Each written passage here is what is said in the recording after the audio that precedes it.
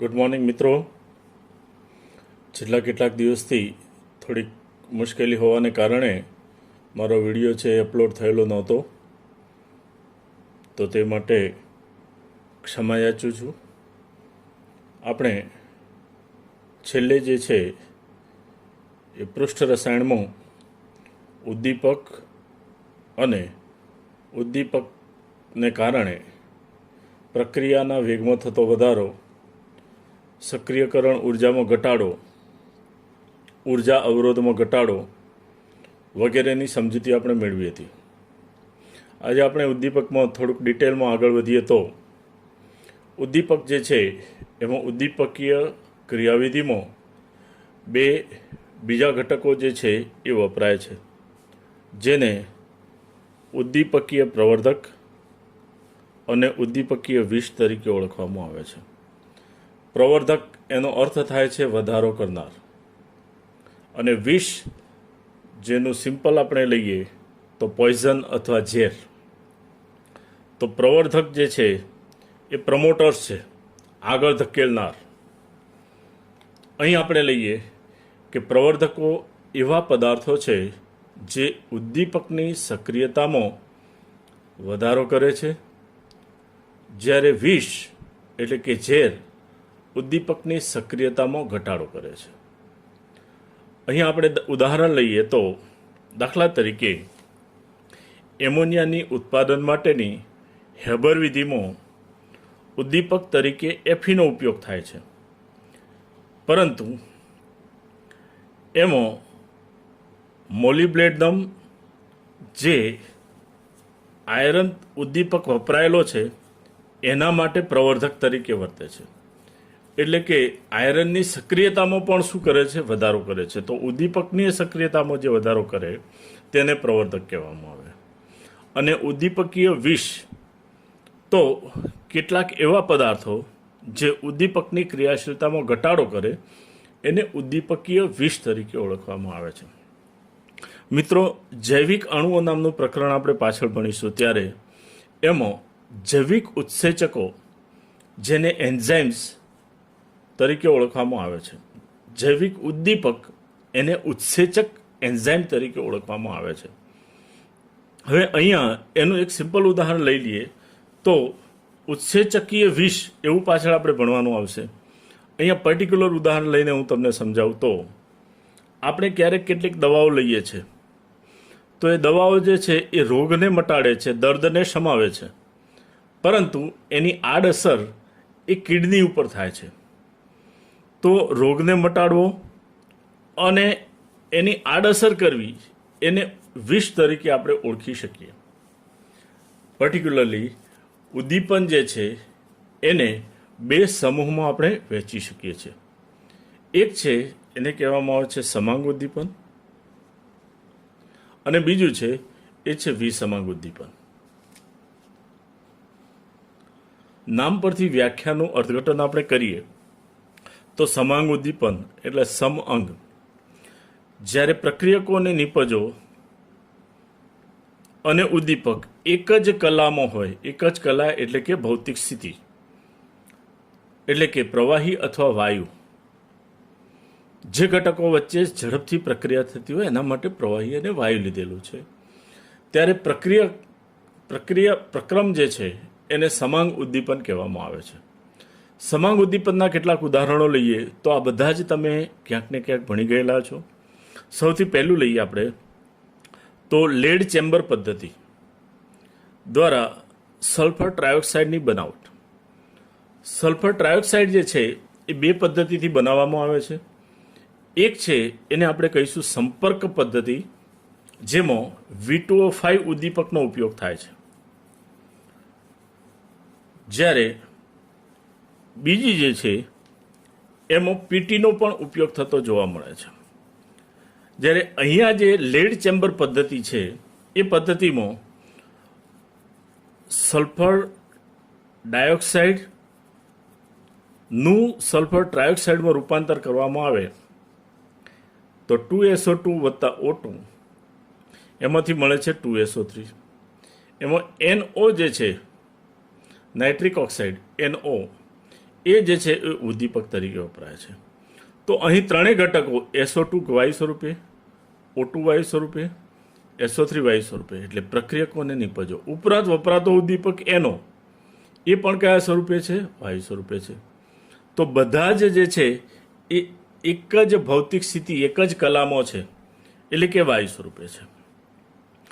આવું બીજું ઉદાહરણ જો આપણે લઈએ તો HCl વડે H+ ઉદ્દીપક છે એ HClમાંથી છૂટો પડે છે અને એની હાજરીમાં એસ્ટરનું જળ વિભાજન એટલે કે મિથાઇલ એસિટેટનું જળ વિભાજન કરવામાં આવે તો અહીં વપરાતા પ્રક્રિયકો એટલે કે મિથાઇલ એસિટેટ CH3COOCH3 વત્તા H2O આ બંને છે એ પ્રવાહી સ્વરૂપમાં છે. મળતી નિપજો CH3COOH, CH3OH એ એક્વાયસ ફોર્મની અંદર આપણે લખીએ છીએ જલીય માધ્યમ આવ્યું એટલે, અને એમાં વપરાતો HCl ઉદ્દીપક જે છે એ પણ લિક્વિડ ફોર્મમાં છે. તો બધા જ ઘટકો છે એ એક જ કલામાં છે, ભૌતિક સ્થિતિમાં છે, તેથી તેને સમાંગ ઉદ્દીપનનું ઉદાહરણ કહી શકાય. ત્રીજું આપણે લઈએ તો C12H22O11 સુક્રોઝ જે છે એનું જળ વિભાજન. સુક્રોઝનું જળ વિભાજન અથવા એને વિતક્રમણ તરીકે ઓળખવામાં આવે છે. તો સુક્રોઝ ખાંડનું દ્રાવણ લઈ આપણે પાણી સાથે પ્રક્રિયા કરીએ તો ગ્લુકોઝ અને ફ્રુક્ટોઝનું મિશ્રણ મળે છે. આ મિશ્ર દ્રાવણ મળે છે જેમાં H2SO4 પ્રવાહી સ્વરૂપે ઉદ્દીપક તરીકે વપરાય છે. તો મિત્રો આ ત્રણેય ઉદાહરણોમાં પ્રક્રિયકો, નિપજો અને ઉદ્દીપક આ ત્રણેય એક જ ભૌતિક સ્થિતિમાં જોવા મળે છે. હવે આપણે લઈએ વિસમાંગ ઉદ્દીપન. તો સમાંગ ઉદ્દીપનથી તદ્દન ઉલટું કઈ રીતે સમજાવી શકીએ આપણે કે જો એવો પ્રક્રમ લઈએ કે ઉદ્દીપક, પ્રક્રિયકો અને નિપજો જુદી જુદી કલામાં હોય તો એનું ઉદાહરણ આપણે લઈએ તો પીટીની હાજરીમાં સલ્ફર ડાયોક્સાઇડનું સલ્ફર ટ્રાયોક્સાઇડમાં ઓક્સિડેશન. તો 2SO2 ગેસ વત્તા O2 gives 2SO3. અહીંયા પીટી છે એ સોલિડ ફોર્મમાં છે, ઘન સ્વરૂપે છે, જ્યારે પ્રક્રિયકો અને નિપજો વાયુ અવસ્થામાં છે. તો આ ઉદાહરણ થઈ ગયું એ કેવું ઉદાહરણ કહી શકીએ આપણે? વિસમાંગ ઉદ્દીપનનું ઉદાહરણ કહી શકીએ. તો મિત્રો વિસમાંગ ઉદ્દીપનના અન્ય ઉદાહરણો જો આપણે લઈએ તો અનેક ઉદાહરણો આપણે લઈ શકીએ. દાખલા તરીકે એમોનિયાની બનાવટ જે છે એની હેબર પદ્ધતિમાં આપણે ઉદ્દીપક તરીકે કોનો ઉપયોગ કરીએ છીએ? તો મિત્રો આપણને ખ્યાલ છે હેબર વિધિમાં આયરનની હાજરી એટલે એફી ઉદ્દીપકની હાજરીમાં પ્રક્રિયા કરવામાં આવે છે. એફી જે છે એની ભૌતિક સ્થિતિ કેવી છે? ઘન છે. જ્યારે N2 અને H2 તથા NH3 આ પ્રક્રિયકો જે છે એ વાયુ અવસ્થામાં જોવા મળે છે. હવે ત્રીજું ઉદાહરણ લઈએ આપણે. એક સલ્ફર ટ્રાયોક્સાઇડની બનાવટ કેની હાજરીમાં? પીટીની હાજરીમાં. ઓસ્વાલ્ડ પદ્ધતિ આપણે લઈએ તો ઓસ્વાલ્ડની પદ્ધતિ તમને ખ્યાલ છે મિત્રો કે ઓસ્વાલ્ડ પદ્ધતિ જે છે એ નાઇટ્રિક એસિડની બનાવટ માટેની પદ્ધતિ છે. નાઇટ્રિક એસિડની પદ્ધતિમાં સૌપ્રથમ એમોનિયાની ઓક્સિજન સાથે પ્રક્રિયા કરવામાં આવે છે. તો એમાં 4NH3 વત્તા 5O2 બંને વાયુ સ્વરૂપે, નિપજો 4NO અને 6H2O એ પણ વાયુ સ્વરૂપે. ત્યાં પીટી જે છે એ સોલિડ ફોર્મમાં વપરાય છે એટલે કે ઘન સ્વરૂપે છે. તો એ વિસમાંગનું ઉદાહરણ થયું. અહીંયા એફી જે છે એ ઘન સ્વરૂપે છે. એ જ રીતે ઝીણા કરેલા નિકલ ઉદ્દીપકની હાજરીમાં વનસ્પતિ તેલનું વનસ્પતિ ઘીમાં રૂપાંતર આપણે કરીએ તો એમાં જે ઉદ્દીપક વપરાય છે એ નિકલ સોલિડ ફોર્મમાં વપરાય છે. પ્રક્રિયકોમાંનો એક પ્રવાહી અવસ્થામાં અને બીજો વાયુ અવસ્થામાં છે, જ્યારે ઉદ્દીપક જે છે એ ઘન અવસ્થામાં જોવા મળે છે. અહીંયા વનસ્પતિ તેલની હાઇડ્રોજનેશનની પ્રક્રિયા છે એટલે H2 ગેસ સ્વરૂપે. આ H2 ખરેખર તો નિકલની સપાટી પર અધિશોષિત થયેલો હોય છે જે પ્રક્રિયા દરમિયાન મુક્ત થાય છે. તો આ જ ઘટના જે છે આ 4 ઉદાહરણો એ આના માટેના છે કે સમાંગ અને વિસમાંગ. મિત્રો અહીંયા ધ્યાન રાખજો જરા કે આપણે આ 7 ઉદાહરણો જે લીધા એ ઉદાહરણો આધારિત આપણને MCQ કે નીચેની ફલાણી પ્રક્રિયામાં ઉદ્દીપક તરીકે કોનો ઉપયોગ થાય છે એ રીતે આપણને પ્રશ્ન પૂછી શકાય. ઉપરાંત બીજી રીતે પ્રશ્ન આપણે પૂછવો હોય તો વિસમાંગ ઉદાહરણમાં વિસમાંગનું ઉદાહરણ નીચેનામાંથી કયું છે, કયું સમાંગનું ઉદાહરણ છે, એ રીતે આપણને પ્રશ્ન MCQ રીતે પૂછી શકાય. હવે આપણે જોઈએ આગળનો ટોપિક. આ સાવ સિમ્પલ છે, સહેલાઈથી તમને આવડી જશે. હવે આપણે સમજીએ એ છે વિસમાંગ ઉદ્દીપનનો અધિશોષણનો સિદ્ધાંત. તો અહીંયા આપણે સમજીએ છીએ અધિશોષણ સિદ્ધાંત વિસમાંગ ઉદ્દીપનનો.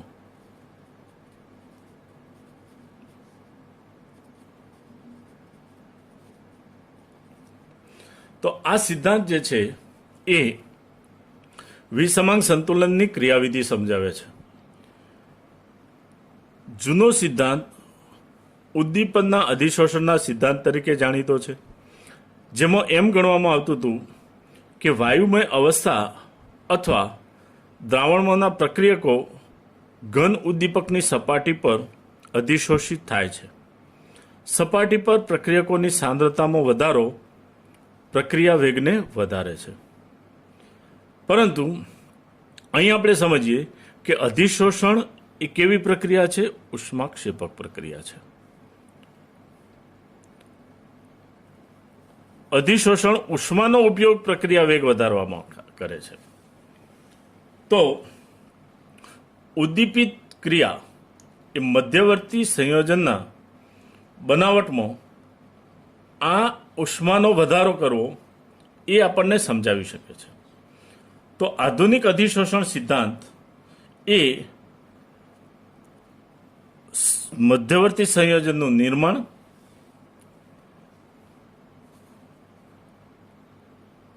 અને જૂના અધિશોષણ સિદ્ધાંતનું સંયોગીકરણ છે. એટલે કે ઉદ્દીપિત સક્રિયતા ઉદ્દીપકની સપાટી પર સ્થાનીકૃત થાય છે, લોકલાઇઝ થાય છે, ત્યાં જમા થશે. આ ક્રિયાવિધિ એને 5 મુદ્દાઓની અંદર એ આપણે ક્લાસિફાઈડ કરી શકીએ છીએ. આ મુખ્ય 5 મુદ્દાઓને જો આપણે સમજીએ તો પહેલો મુદ્દો એ છે પ્રક્રિયકોનું ઉદ્દીપકની સપાટી તરફ પ્રસરણ. એટલે કે પ્રક્રિયકો આવી અને ઉદ્દીપકની સપાટી પર શું થાય છે? ફેલાય છે.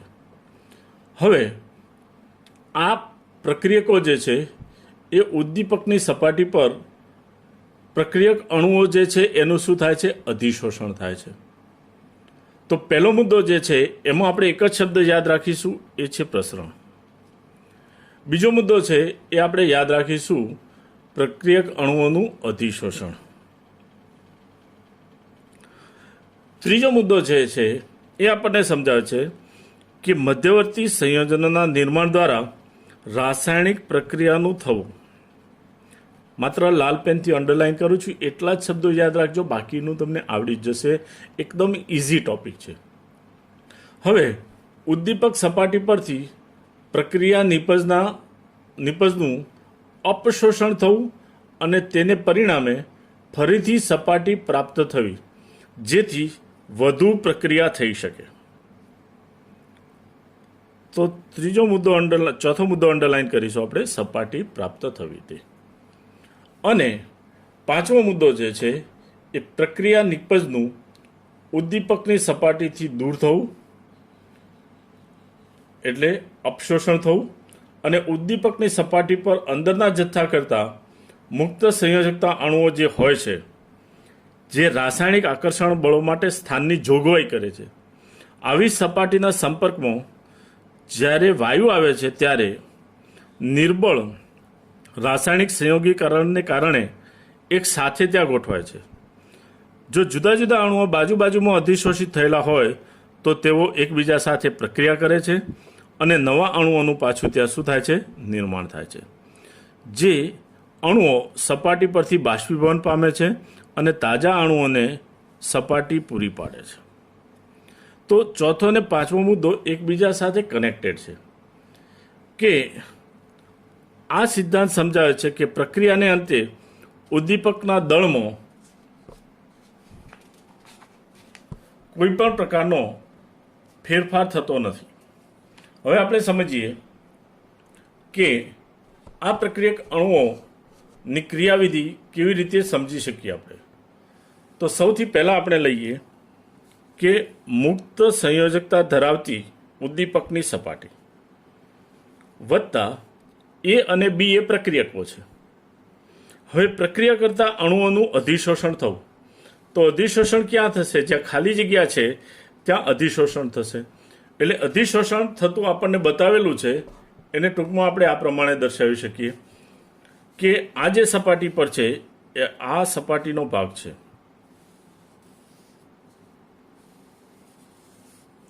તો આ સપાટી પર એ અણુ અહીંયા અધિશોષિત થયો, બી અણુ અહીં અધિશોષિત થયો.